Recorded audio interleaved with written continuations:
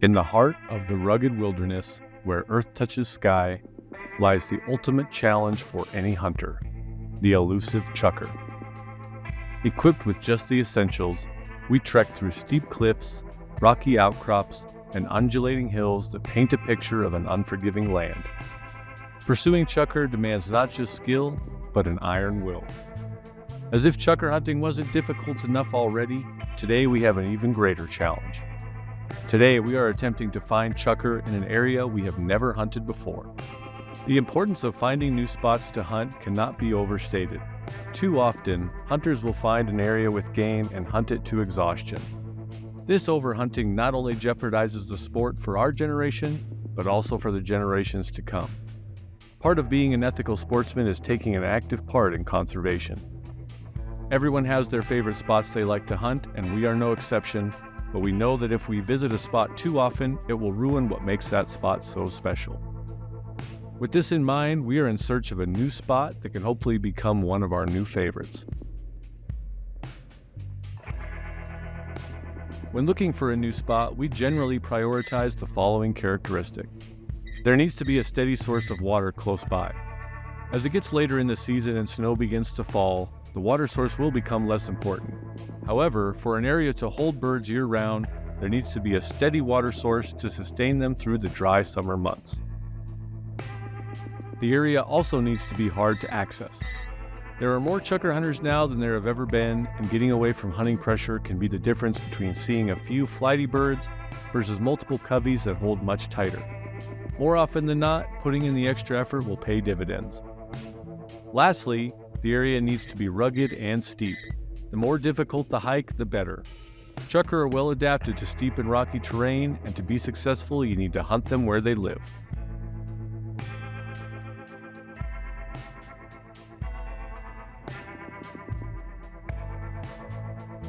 Given the limited access to the mountain, we had no choice but to park in the valley and endure a steep ascent to start the day. Upon reaching the top, we spotted a group of deer with a decent buck in it. The rut was in full swing and this buck was tending to his group of does. While we were watching the deer, Annie went on point. Annie's on point. I thought she was pointing those deer, but then I see there's tons of chukar tracks up here.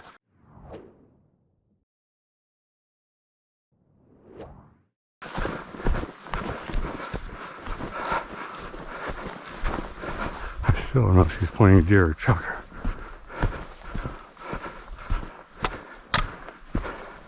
Oh, there's tracks right here. What a good girl. That's an amazing hold.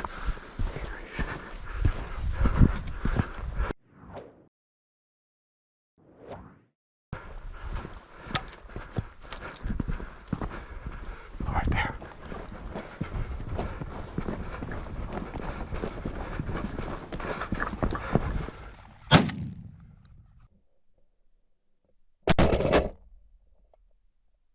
Good bird, Annie.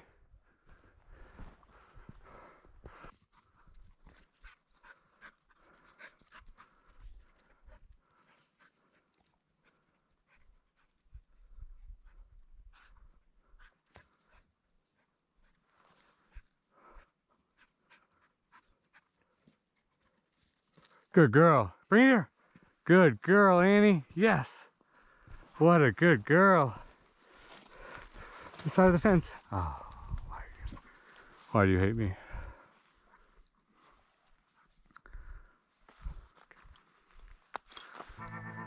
Good girl, Annie. As always, I'm hunting with Annie today. Annie's nickname is the GOAT because even at only 2 years of age, she performs with the best of them. A few of the birds I jumped went hard left down the mountain and landed almost right on top of Reed. It's okay, Midge.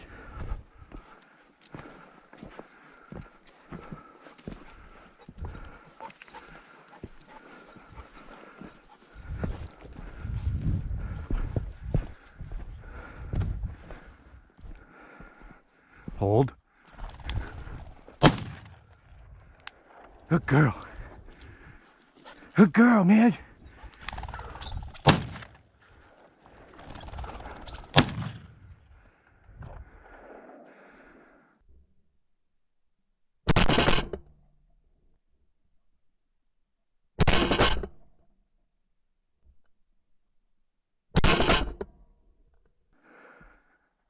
Get it, Midge. Get it. Yeah. Bring it here, Midge. Good girl. Okay, give. Good girl, Midge. Good girl. Okay, we gotta find another one. Dead bird. Oh, Annie, you want it? Good girl, Annie. Dead bird. Oh, good girl, Annie. Good girl. So I gotta find one more. Bird number 2 ain't noise. All right, come on. Dead bird.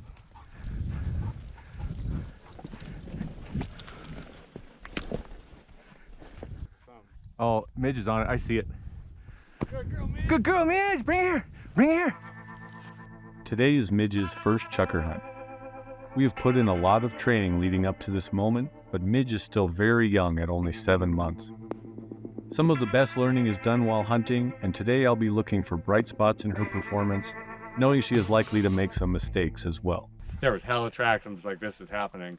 And then, the hill was just like moving with birds. I started sprinting.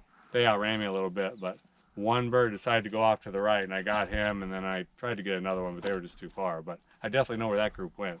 I saw birds land over there that weren't even near me. And also, we just got a bird up there and another bird up here, so there was more birds, I think, than you saw. Yeah, the tracks, there's tracks all the way across the hill. Once I started seeing them, they were everywhere. And I didn't jump any birds.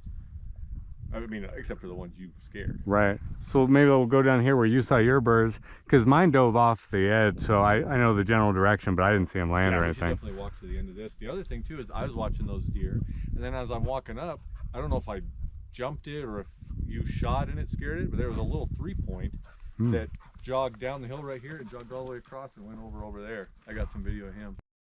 We knew that a few birds had landed on the ridge we were on, so before going to pursue the larger covey, we decided to take a quick walk in that direction to see if the dogs could get a scent.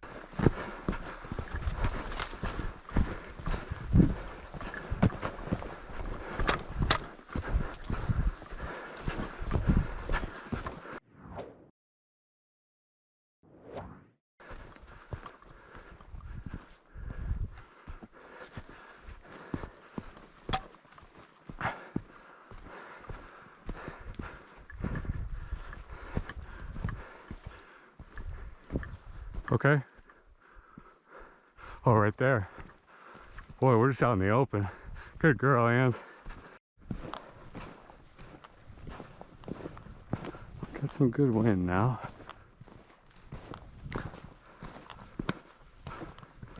Oh, he's on point. Hold.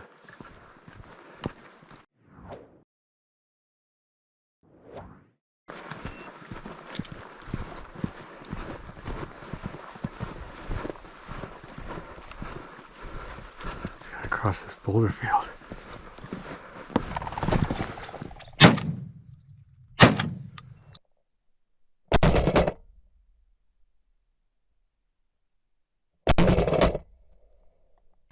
Good girl.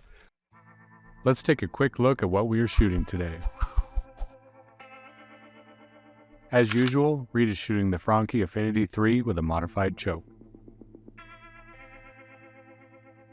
For me, as usual, I am shooting a Stoeger M3500, also with a modified choke. After getting to the end of that ridge, we decided to circle back in the direction we had seen the larger coveys fly previously. We were unable to locate them, so I headed up to where I had first seen them in hopes of getting a better idea of where they might be. A large covey surprised me, so I didn't have my camera on. But I'm a hunter first and a cameraman second, so I shouldered my gun and got a double. Good girl. Grab it. Bring it here. Good girl, Annie. Yes. Oh, I had no idea I was going to jump birds. I was trying to find where I crossed the fence. You got it, Miss Midge? Good girl. Good girl. Bring it here. After picking up the brace, we took off in the direction we had seen the birds go. We knew which rock cropping they landed in, so we got the dogs downwind and let them work their magic.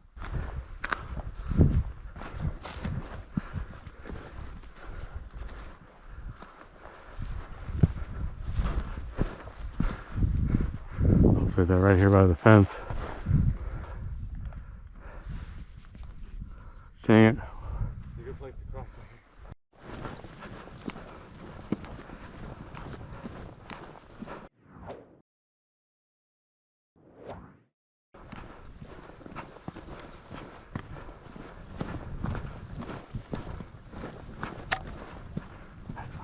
Hold, Midge.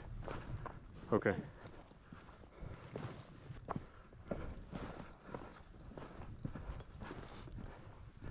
And he's definitely got a whiff.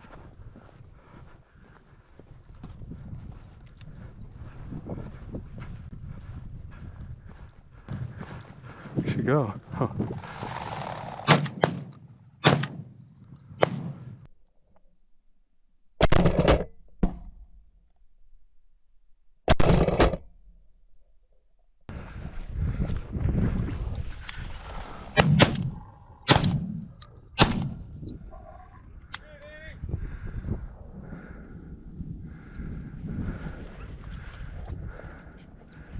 Not so much for my 3 for 3, I just went 0 for 3.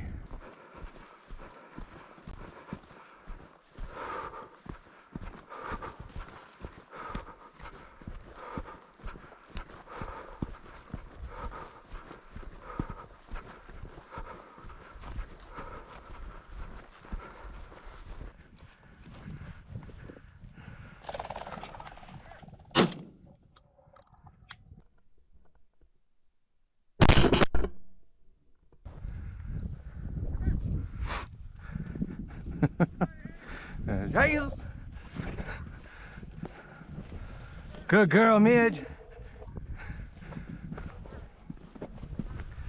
Bring it here. Bring it here, Midge. Good girl, bring it here. Yeah, good girl, bring it here. Bring it here, pup. Good girl. Give. Good girl. Good girl, Midge. Good girl. Okay, dead bird. Dead bird. Midge. Dead bird. Good girl. Good girl. Good girl. Give. Good girl. Good girl. Come on, Midge, let's go find this other bird. Okay? Dead bird, dead bird.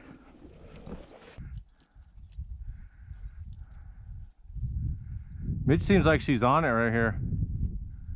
It probably ran from here. Get it, Midge. Good girl, Midge. Get it. Get it. Good girl. The area we are hunting today burned a few years ago. Many hunters avoid burned areas because they think the fire has ruined the habitat. This may be the case immediately after the burn, but it doesn't take long for new feed and cover to grow. As a tip, as long as an area has food, water, and cover, how long ago it burned is inconsequential.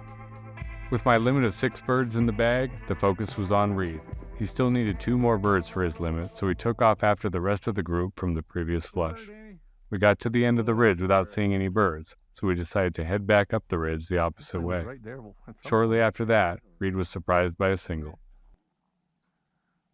Get it. Oh yeah. Good girl. Good girl, Annie, bring it here. Bring it here. Reed had only 1 bird left for his limit, and Annie was on point, just ahead of him.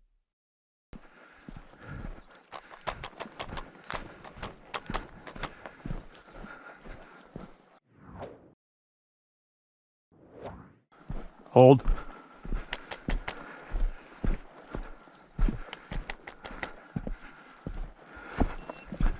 Midge, hold. Okay, Annie.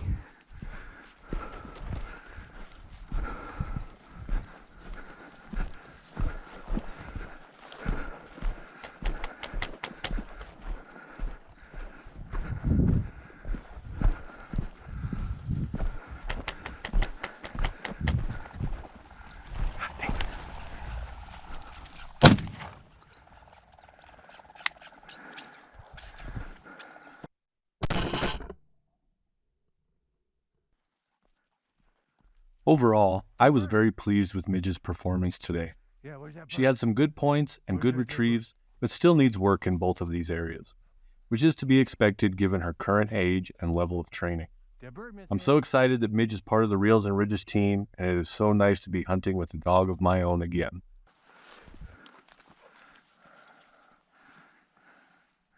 Numero 6. For day 2, we are looking for another new spot to hunt chukar. However, we are taking a different approach than we did on day 1. Instead of going to a new mountain range we have never hunted, we are looking for a new area to hunt in a range that is familiar to us. Quite often, chukar hunters will arrive at the same spot, park in the same place, and walk the same route they have many times before. While it is tempting to go with what you know, hunting a few miles down the range or heading in the opposite direction than you normally would can lead you to new areas you didn't know held birds, new water sources that weren't on the map, along with all the fun and excitement that comes with discovering a new place to hunt. For today, we are going to try hunting several canyons north from where we have hunted before. The terrain is very similar. It is incredibly steep, with lots of granite rock croppings.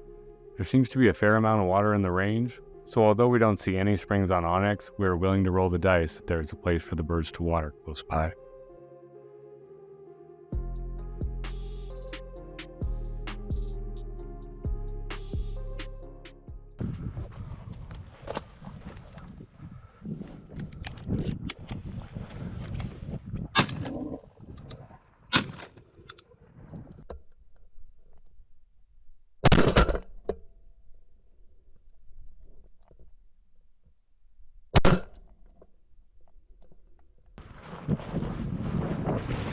One. Good bird, Danny. First bird. And noise.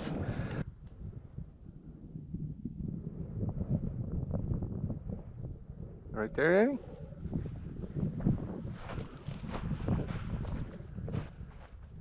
Good girl, Danny. Bring it here.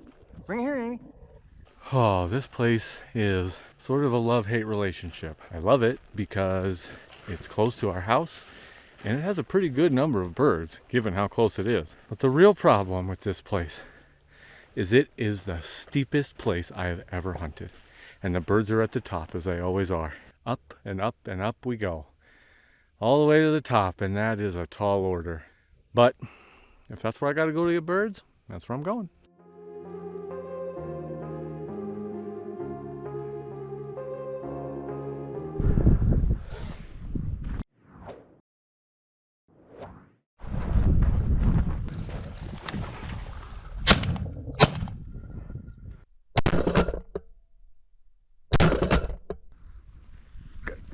Good girl, Annie.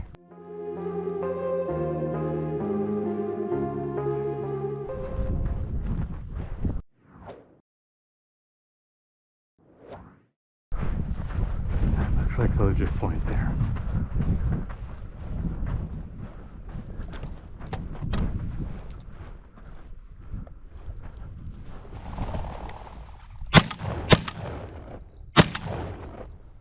Boy, those first two shots were not good. Good girl, Annie. Yes, bring it here. Come on, Annie. I think my favorite thing about chukar hunting is working with my dog and being on the same team as my dog. Like, we've got a whole language. Some of it's spoken, some of it not. Like, obviously she knows the hold command, she knows her recall and all that stuff, but you know, there's so much nonverbal communication going on. She looks at me, she's kind of half on point. I can kind of read her body language, she can kind of read mine. And there was just a great example leading up to that. Not a lot of stiffness on her point. She was just kind of standing there, like, you know, I could see her really sniffing the air. And she got down in that ravine, and she just, the way she had her head turned and the way she was looking, I knew, and she knew I knew. I don't know, it's pretty special, the kind of bond you can develop with a dog out here.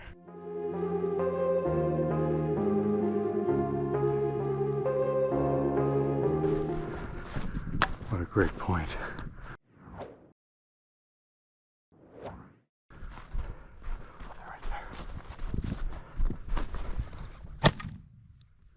That bird.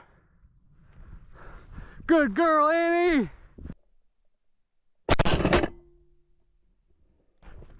Bring it here. Yes, good girl. Bring it here. Yes, yes, good girl. All right. I'm into him now.